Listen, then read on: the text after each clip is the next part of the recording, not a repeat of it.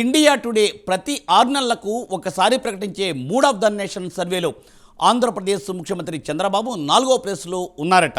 గత ఏడాది ఆగస్టులో ఆయన 5వ స్థానంలో ఉన్నారు. ఈ 6 నెలల్లో తన స్థానాన్ని మెరుగుపరుచుకున్నారు చంద్రబాబు. ఆర్థిక పరిస్థితి సంక్లిష్టంగా ఉన్న రాష్ట్రాన్ని గాడిలో పెట్టడంతో పాటుగా పెన్షన్ల పెంపు, అన్నా క్యాంటీన్లు, ఉచిత సిలిండర్ వంటి పథకాలు అమలు చేయడం చంద్రబాబు మైలేజీని పెంచిందని సర్వేలో తేలినట్లు వెల్లడించారు. చంద్రబాబు కన్నా ముందు Uttar Pradesh CM Yogi Adityanath, Bengal CM Mamata Banerjee, Tamil Nadu CM Stalin ఉన్నారు. దీనిపై ప్రైమ్ 9 ప్రత్యేక కథనం.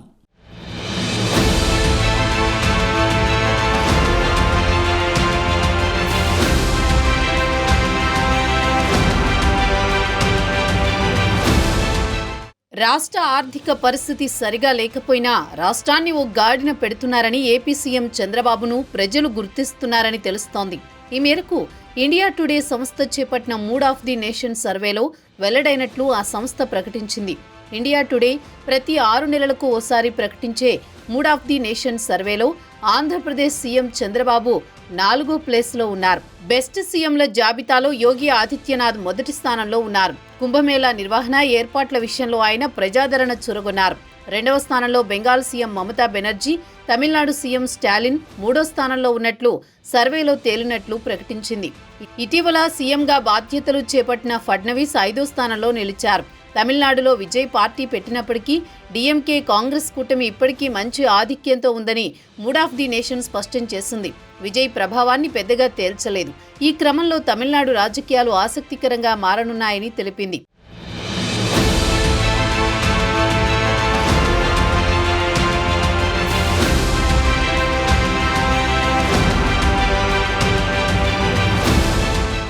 ఆంధ్రప్రదేశ్లో గత ఏడాది అధికారంలోకి వచ్చిన కూటమి ప్రభుత్వం క్రమేణా ప్రజల మన్ననలు పొందుతోంది.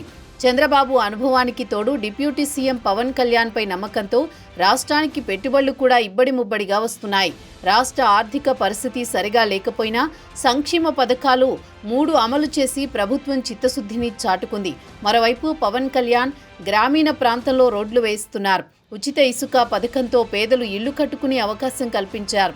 పాలనలోకి వచ్చి ఏడాదిలోపే కూటమి ప్రభుత్వం ప్రజల్లో మంచి పేరు తెచ్చుకుంది. ఒకవైపు రాజధాని అమరావతి, మరోవైపు పోలవరం ప్రాజెక్టుపై దృష్టి సారించింది కూటమి ప్రభుత్వం. గత ప్రభుత్వ హయాంలో రాజధాని లేని రాష్ట్రంగా మార్చారు. దీంతో అభివృద్ధి కుంటుపడింది. రాష్ట్రానికి పెట్టుబడులు రాలేదు, పరిశ్రమలు నెలకొల్పలేదు. దీంతో నిరుద్యోగం పెరిగింది. సామాన్య జనం బ్రతకలేక వేరే రాష్ట్రాలకు వలస వెళ్లే పరిస్థితులు ఏర్పడ్డాయి. అయితే కూటమి ప్రభుత్వం రాగానే ఆర్థిక పరిస్థితిని చక్కదిద్దడానికి అనేక చర్యలు తీసుకుంది. కేంద్రంలో తనకున్న పరపతిని ఉపయోగించి డిప్యూటీ సీఎం పవన్ కళ్యాణ్ రాష్ట్రానికి నిధులు రాబడుతున్నారు.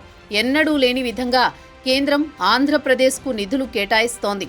గత 10 ఏళ్లుగా మూలనపడ్డ రైల్వే జోన్ పనులు ప్రారంభమయ్యాయి.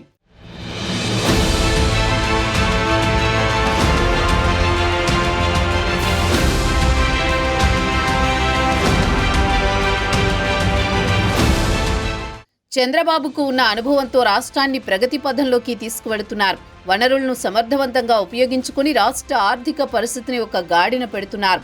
దీనికి పవన్ కళ్యాణ్ ఎంతగానో సహకరిస్తున్నారు. పవన్ కళ్యాణ్ చొరవతోనే రైల్వే జోన్ పనులు ప్రారంభమయ్యాయి. మరోవైపు రేషన్ బియ్యం అక్రమ రవాణా కూడా తగ్గుముఖం పట్టింది. ఎర్రచందనం స్మగ్లింగ్ ఆగింది. దీంతో పవన్ కళ్యాణ్ పై నమ్మకం పెరిగి రాష్ట్రంలో పెట్టుబడులు పెట్టడానికి అంతర్జాతీయ స్థాయిలో కంపెనీలు ముందుకు వస్తున్నాయి.